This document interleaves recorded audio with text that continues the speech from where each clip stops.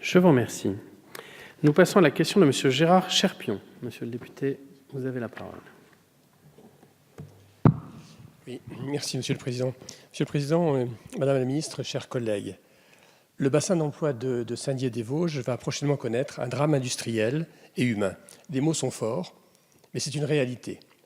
Actuellement, Intermarché fait vivre plus de 200 salariés et leurs familles à Saint-Dié-des-Vosges grâce à une base logistique dite froid, c'est-à-dire conditionnement et renvoyant les produits froids et frais. Ce centre de distribution dessert toute la région.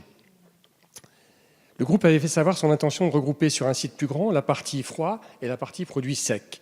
Face à cette volonté, le département des Vosges et la communauté d'agglomération de Saint-Dié ont fait une proposition commune permettant la reconstruction d'un nouvel équipement correspondant à la volonté du groupe, et ce, à moins de 3 km du site actuel. L'AS Intermarché a annoncé son intention de délocaliser dans le Jura, mais le groupe a l'habitude de ce genre de délocalisation, puisque globalement, sur la France, je crois qu'il y a une dizaine de centres qui sont actuellement en suspens. Cette décision entraîne la destruction de 212 emplois directs et plus de 300 emplois indirects dans la maintenance, la logistique et autres métiers. J'ai alerté le ministre de l'Économie par un courrier en date du 17 janvier 2018. Je m'en suis également entretenu récemment avec le Premier ministre, très à l'écoute, mais la décision du groupe ITM semble irréversible. Dans un bassin d'emploi où le taux de chômage est supérieur à la moyenne nationale, le développement sur place de l'entreprise aurait pu permettre la création de 200 emplois nouveaux.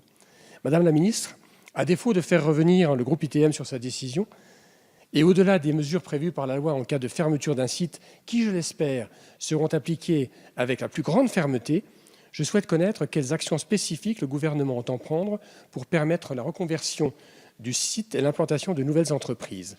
Les personnels des entreprises de notre territoire sont travailleurs, ont des compétences, parfois sans qualification reconnue. Leur avenir ne doit pas être obéré par la décision unilatérale d'un groupe qui ne connaît pas de difficultés économiques.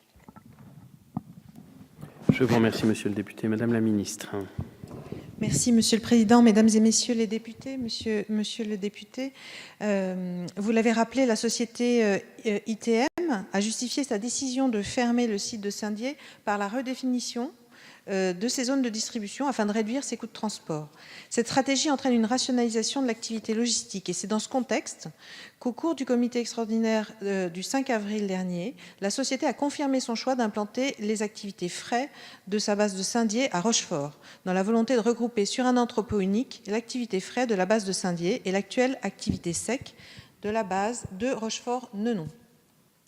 Ce transfert devrait intervenir pour la fin 2021 avec plus de 300 salariés concernés, dont 206 en CDI. Soyez assurés que les pouvoirs publics veilleront à ce que les salariés bénéficient du meilleur accompagnement possible. Il s'agit d'améliorer leur employabilité avec des mesures adaptées en amont de la mise en place d'un PSE. Le groupe s'est engagé à investir pendant les 3 prochaines années dans le reclassement des salariés et la revitalisation du territoire. De même, les services de l'État seront attentifs à ce que tout soit mis en œuvre pour trouver un repreneur qui permette de préserver une activité et de l'emploi sur le site. Je serai particulièrement vigilante quant à l'évolution de la situation. Un contrat de développement territorial pourra être mis en place, ainsi que l'a souhaité le Président de la République lors d'un récent déplacement dans les Vosges. Et par ailleurs, le gouvernement est fortement mobilisé pour accompagner les mutations industrielles. L'une de ses priorités porte en particulier sur le développement de la formation pour accompagner la transition professionnelle dans le cadre du plan d'investissement dans les compétences. Je vous remercie. Merci, Madame la ministre. Monsieur le député, vous souhaitiez intervenir? Oui, merci Madame la ministre. Les propos que vous me donnez, effectivement, correspondent à une volonté forte du gouvernement et du Président de la République.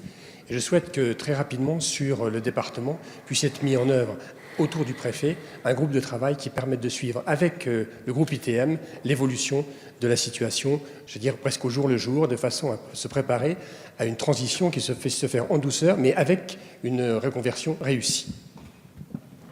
Merci.